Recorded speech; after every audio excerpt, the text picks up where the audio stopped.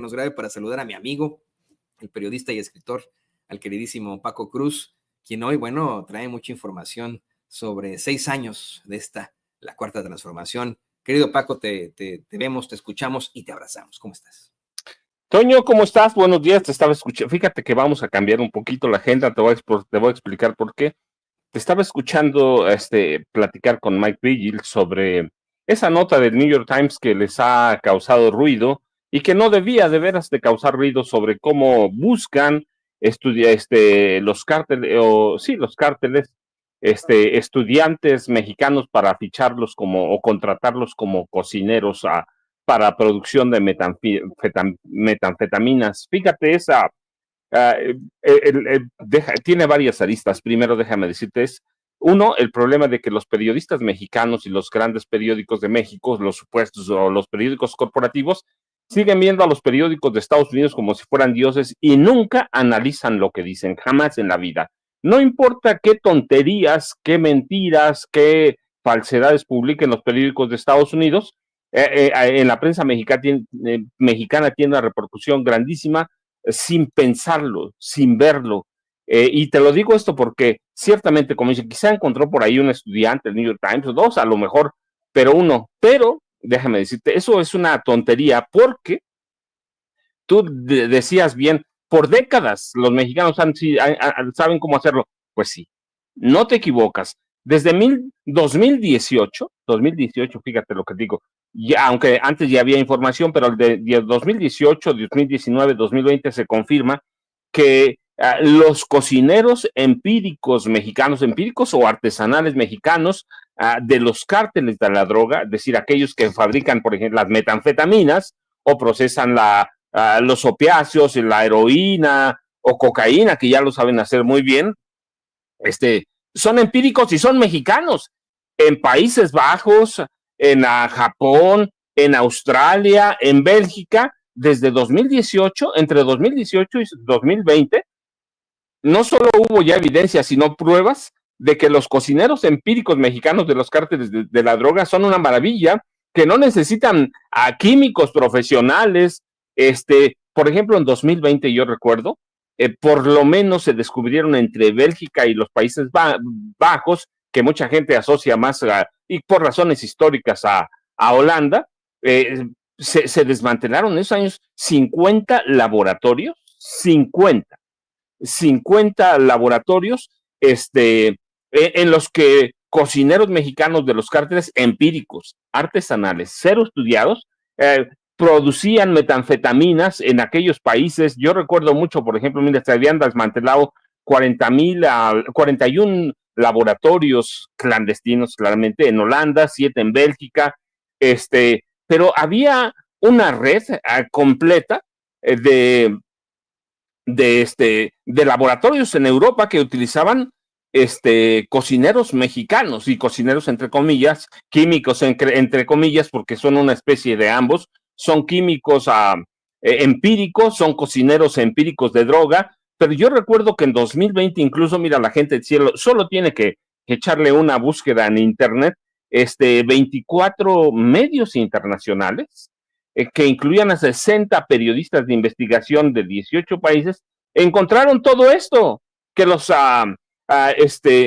que los cocineros mexicanos son una maravilla. Hay que ver, había periodistas de Alemania, de Europa, y que incluso países como Siria y Afganistán tenían cocineros mexicanos. Así que lo que dice New York Times pues es una mera volada, pero mira, eso no importa, son periódicos de Estados Unidos, pueden hacer lo que se les pegue la gana. Lo grave es que los periodistas mexicanos, los dueños desde los dueños de periódicos a los directivos, porque eso pasa por ahí, pues son una bola de inútiles, porque no investigan y porque está probado que, yo te decía, los cocineros mexicanos empíricos, los químicos mexicanos empíricos de los cárteles, prácticamente son, digamos que los exportamos a todo el mundo, Toño, ¿sí? Oye, Paco, las bandas criminales. Llevan haciéndolo. Te oigo, Toño. Llevan haciendo décadas eso. ¿Por qué lo van a cambiar de la noche a la mañana? ¿Porque lo vieron en Breaking Bad? O sea, de verdad, eso es una estupidez, ¿no? Y es muy sospechoso que surja a partir del diferendo que existe entre México y Canadá, al mostrar esa, pues, esa preferencia por lo blanco, por lo caucásico, por lo canadiense que por México. Una vez más, el New York Times se declara enemigo de todos los mexicanos. Me sorprende, Paco, que pues Carlos Slim siga diciendo que él es muy patriota, que él ama a México y que lucha por México, siendo que él es uno de los accionistas mayoritarios del New York Times, que no puede decir ahí, oigan, pues yo como accionista mayoritario, ustedes pueden escribir las chingaderas que ustedes quieran, pero voy a escribir mi propio editorial diciéndoles son unos pendejos. O sea, no puede salir Slim a decir algo al respecto, Paco. Mira, Toño, suponiendo sin conceder que tuviera alguna atribución editorial, suponiendo sin conceder que la tuviera, la verdad es que eso, bueno, pues que lo publiquen allá está bien, porque bueno, allá se pueden comer sus mentiras, pero imagínate publicarlo aquí en México cuando hay toda la evidencia, cuando hay trabajos de investigación de que los cocineros mexicanos ya son una maravilla, pero empíricos hablamos, siempre hay que aclararlo, empíricos, artesanales. Así que hay nombres, datos de personas capturadas, químicos mexicanos siempre, hacer eso, bueno, pues eso te habla no solo de Carlos Slim, te habla de que los viejos periódicos mexicanos, la vieja prensa, la prensa corporativa sigue con sus mismas prácticas, mintiendo, pero además no solo mintiendo, sino, no sé cómo llamarle a eso, Toño, una pendejez absoluta o incapacidad absoluta de investigar cuando ya hay evidencia, no sé cómo, la verdad no sé cómo llamarlo, Toño, porque te digo, desde 2018 ya había evidencia. 2020 hay investigaciones serias, periodísticas, que muestran con nombre y apellidos cómo los cárteles mexicanos exportan químicos. Imagínate andar buscando químicos en una facultad de la que tú quieras, de química, de cualquier universidad, cuando los cocineros empíricos de los cárteles de la droga llevan décadas, ¿sí?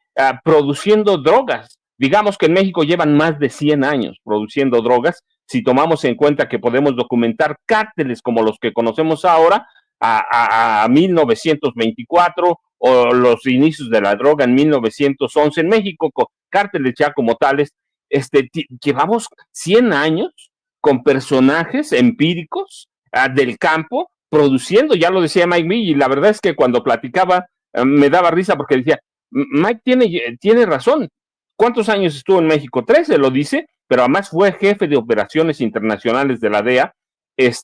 Imagínate en este momento, Toño, los cárteles mexicanos, sobre todo Sinaloa y Jalisco Nueva Generación, producen hoja de coca y procesan la hoja de coca para traer cocaína a México. Entonces, eso te habla del nivel de sofisticación que alcanzaron los cárteles mexicanos como para ir a buscar jovencitos que egresan o que están estudiando química en las universidades y que de verdad es una soberana tontería, pero te digo, no me extraña de New York Times, que ya conocemos la calidad de periodismo que está haciendo de años para acá, que es periodismo basura, para que salgan estos, algunos, 2 químicos o un químico, cuando tenemos una historia de fabricar, por ejemplo, heroína negra, que era una maravilla, sí, una maravilla en el mundo de las drogas, estoy hablando, que era una maravilla cuando tenemos en 1994,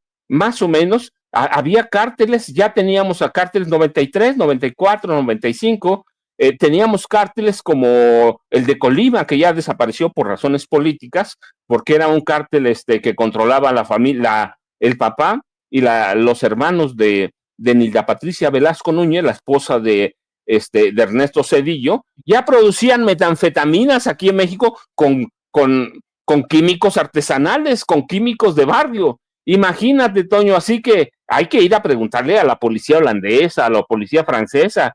Ellos conocen a los químicos mexicanos, ya te decía, porque desde 2018 hay investigaciones sobre esa. Así que, la verdad, mira, te voy a leer un párrafo de Deutsche Welle, ¿sí? De Deutsche Welle, que rescaté mis archivos y que son de 2020, para que tengas una idea. Tengo más atrás, pero vamos a 2020.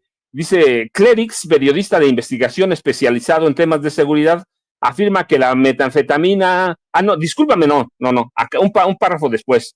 Dice, la policía holandesa y belga destaca la excepcional experticia, sí dice, experticia de los cocineros mexicanos que con los mismos ingredientes para producir anfetamina son capaces de producir metanfetamina de alta calidad. Es decir, ya hay evidencia sólida de que los cárteles mexicanos no necesitan químicos profesionales. ¿Para qué vas a echar a perder a tus químicos artesanales que te han producido buenas metanfetaminas, que ahora producen cocaína, que han producido buena heroína, producen drogas por diseño? ¿Para qué necesitas a un químico profesional de la UNAM, de cualquier universidad, de cualquiera, de paga o pública? Es un sinsentido lo que está diciendo New York Times, pero eso no debe preocuparnos, Toño. Ese es el New York Times, ese es Carlos Slim, ya tú dices, pues, enemigos de México, pero no, lo que debe preocuparnos es el nivel tan bajo de la prensa mexicana, de sus directivos y de los dueños. Lo publicó el New York Times, ninguno se detuvo a leer eso, ninguno se detuvo a investigar el pasado, y te digo, ya, cuando ya tenemos ellos, te voy a leer otro par de líneas que decían aquellas notas, por ejemplo, de esta nota de Deutsche Welle que yo guardé en mis archivos, de manera que los cocineros mexicanos conocen la receta. Es como la fórmula de la Coca-Cola, que es mantenida en secreto, y es la razón por la cual esta experticia está llegando a Europa. Es decir, y tienen fotos de laboratorios en los que se encontraron químicos mexicanos, químicos otra vez artesanales, no químicos profesionales, no los necesitan los cárteles de la droga. Así que ellos ya tienen, saben desde que le encontraron la fórmula para producir heroína negra y luego metanfetaminas, es decir, elaborar drogas de diseño, Toño. Los cárteles mexicanos, las organizaciones criminales, saben o han preparado una serie de químicos artesanales para producirlo todo, sí, no necesitan grandes cosas, necesitan digamos, los laboratorios para destilarlo, decía McVill, y la verdad es que casi me río porque tiene razón McVill. Aquí le están dando crédito y yo digo, pues sí, son tinacos ahí, algunos peroles, otras cosas en los que ellos ya saben producir, no necesitan un químico profesional que les venga a decir, mira, hay que hacer esto, no lo necesitan, Toño. Por décadas, por lo menos a un siglo, los mexicanos han sabido cómo producir, un siglo, fíjate lo que estoy hablando, un siglo han sabido cómo producir, cómo desarrollar las drogas sintéticas. Así que ¿para qué vas a contratar a un químico que le vas a pagar 18,000 pesos? Dicen, o incluso si le pagaras más, cuando tienes a los jóvenes del campo que ya tienen práctica histórica, que es lo que hace al maestro. Así que esta nota, Toño, es sin sentido, y por eso Mike Vigil tiene razón. No saben lo que están haciendo, la DEA no sabe lo que está haciendo. El New York Times, la verdad es que acaba de publicar una barbaridad, pero lo más preocupante es que los periódicos de México, el que tú pongas, porque yo vi una nota de Reforma que se le da incluso en primera plana, ¿sí? Es una barbaridad, pero barbaridad la ignorancia y la pendejez de los dueños, de los periodistas de Reforma, que no revisan nada, que no investigan, que no conocen, o lo conocen y se hacen patos, dirían en mi pueblo.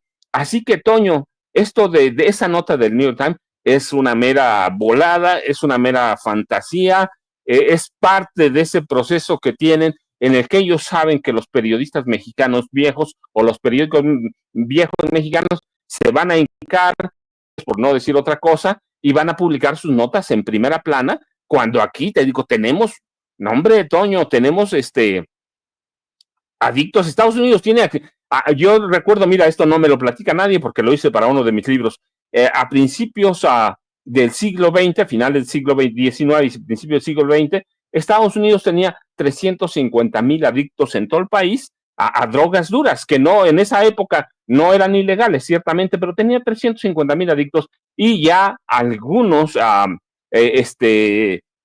algunas organizaciones o algunos traficantes sabían cómo hacerlo. Así que ¿para qué vas a procesar o vas a buscar un químico egresado de una universidad cuando tienes a los cárteles desarrollando por sus propios medios drogas sintéticas desde hace décadas, Toño? Es un sinsentido y te digo, pero eso te dice el nivel de periodismo que está practicando Reforma, el nivel de periodismo que están practicando los periódicos de México, en general, los periódicos corporativos, que es un periodismo muy bajo, muy rústico y que siguen esperanzados a que Estados Unidos les dé las grandes notas cuando aquí hay grandes investigaciones, Toño. Así que algo le está pasando a la prensa mexicana, de la prensa de Nueva York, pues lo vimos con el narcopresidente o narcocandidata, sin presentar una sola prueba, sin presentar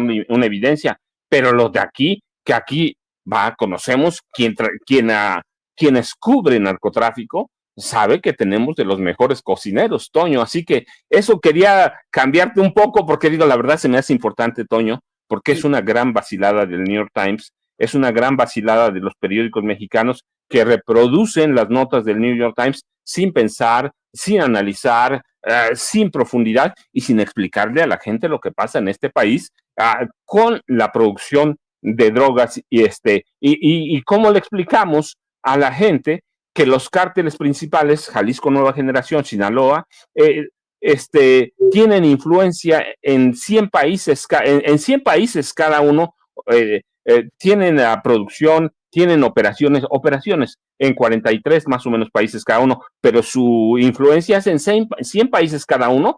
¿Cómo te explicas eso cuando la DEA tiene tanto trabajo? No, pues es algo ilógico, Toño, es algo ilógico, y esa nota la verdad es que me llamó la atención porque te estaba platicando Mike Vigil de ella, y yo digo, hombre, mi primer libro, Toño, lo publiqué en 2008, pero duré trabajándolo como 5 años y sé desde entonces, o antes que eso, de los 80, cuando empecé a trabajar en temas de narcotráfico, sé que los cocineros mexicanos son de primer orden. ¿Sí? Y que lo mismo que Toño, nada más déjame, te redondeo la idea, lo mismo que ahora dicen, cárteles mexicanos contratan a mercenarios colombianos. Desde el gobierno de Cedillo, Toño, desde el gobierno, hay evidencias sólidas de que las organizaciones del crimen de México contratan o caiviles, que ya desaparecieron hace mucho los caiviles, pero contrataban caiviles que eran de los mejores mercenarios del mundo, incluso la OEA los llegó a ocupar, contrataban caiviles, contrataban soldados de cualquier parte del mundo o examilitares, especialistas en tortura, por ejemplo, o especialistas en morirse, porque esa es la palabra para un mercenario, pues, o en matar. Sabemos que, por ejemplo, desde 1954, los presidentes mexicanos, con Adolfo Ruiz Cortines, empezaron a enviar soldados mexicanos para que aprendieran técnicas o perfeccionaran, no aprendieran, discúlpame la palabra, perfeccionaran técnicas para torturar, para arrancar confesiones, ¿sí? Y lo sabemos desde entonces ahora que vienen con los químicos, Toño, yo digo, no, hombre, eso no tiene vergüenza la prensa mexicana, arrastra un nivel muy bajo publicando notas como esa o como la de los mercenarios colombianos, cuando lo sabemos, lo de los mercenarios colombianos hace por lo menos década y media, 3 lustros, lo de los jaiviles un poquito más. Entonces, Toño, yo digo, no, hombre, pues sí, se trata de reciclar las notas, pues hay que aclararlo en la nota. Hay que aclararlo y decir, bueno, estamos reciclando la nota de hace 3 meses. Cuando yo era reportero, Toño Nativo, decíamos que una nota después de 3 días era nota de nueva cuenta. Aquí están haciendo lo mismo, vendiéndonos espejitos o dándonos a tole con el dedo. Toño, discúlpame esta explicación, pero la verdad es que Mike Vigil tiene mucha razón, conoce bien el problema de las drogas en este país, conoce cómo operan los cárteles, y lo que están haciendo los periodistas del New York Times y los de México es tratando de tomarnos el pelo, Toño. No, y a ver, hay otra cosa que no se ha mencionado por parte de esos medios de comunicación basura, hay algo que están olvidando la figura de Santiago Meza López, conocido como el Pozolero.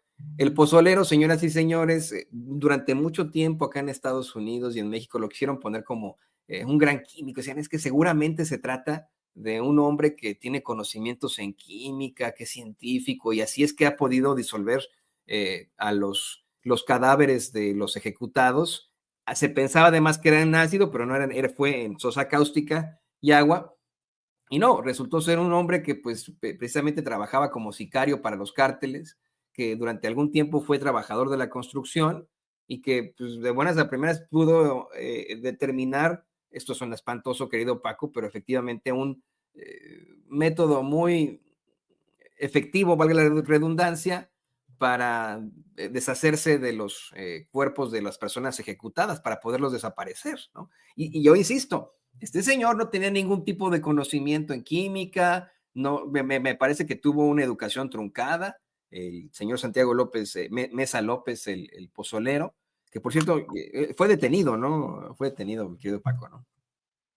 Sí, Toño, pero además, fíjate, Toño, te voy a dar un ejemplo para completar la nota y voy a empezar, como dices tú, con la empanizada revista Proceso ahora, pero voy a recordar, estoy abriendo mis archivos, Toño, mis archivos de 2000, de 2000, de 2020, fíjate, te voy a leer nada más 2 párrafos para que la gente tenga una idea de que lo que están haciendo New York Times, lo que está haciendo New York Times y lo que está haciendo la prensa mexicana es un refrito de refritos, pero malo. Y peor, la prensa mexicana porque está refriteando algo que nosotros sabemos hace mucho. No digo solo con una explicación, pues ya dirías, mira, fíjate, este es de 2020 de la revista Proceso. El 10 de mayo de 2019, durante un control de rutina en el puerto de Moerdijk, a una ciudad de 36,000 habitantes ubicada en las afueras del puerto internacional de Rotterdam, a donde se comercian los mercados de crudo ilegal. La policía holandesa tuvo una sorpresa mayúscula. Al interior de un barco de 85 metros de largo, llamado Arcianco, encontraron un laboratorio clandestino equipado para fabricar cientos de kilos de metanfetaminas, que insisto, ¿qué son las metanfetaminas? Son drogas sintéticas como el fentanilo por diseño. Aparte de los 300 litros de aceite de metanfetamina que encontraron en el laboratorio flotante, los uniformados detuvieron al capitán, un hombre de 65 años, y a 3 mexicanos de entre 23 y 37 años. Ninguno era egresado de ninguna universidad. Los hermanos Iván y Víctor Villarreal Jiménez de Durango y Candelario Valenzuela de León, Candelario Valenzuela León de Sinaloa, quienes fueron condenados a 4 años de cárcel en marzo de 2020 por complicidad en la posesión y producción de metanfetaminas en cristal.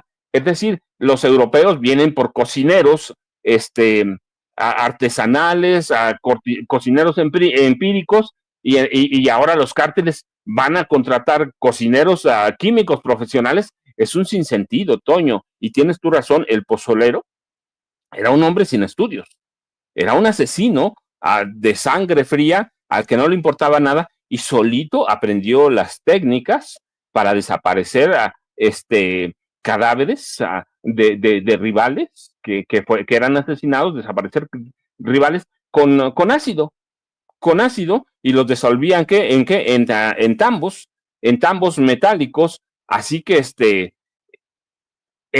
los cocineros mexicanos no tienen que ser jefes de las drogas, solo tienen que cocinar, que es el término que usan para quienes fabrican, elaboran, procesan drogas sintéticas por diseño. En México, decían, existe un saber-hacer específico para procesar metanfetaminas. Y las metanfetaminas, digo, ¿es producto de qué? De que en este país, desde los 20 y un poquito después, se procesaba heroína negra, que era de altísima calidad, y aprendieron a procesar todo tipo de drogas. Así que está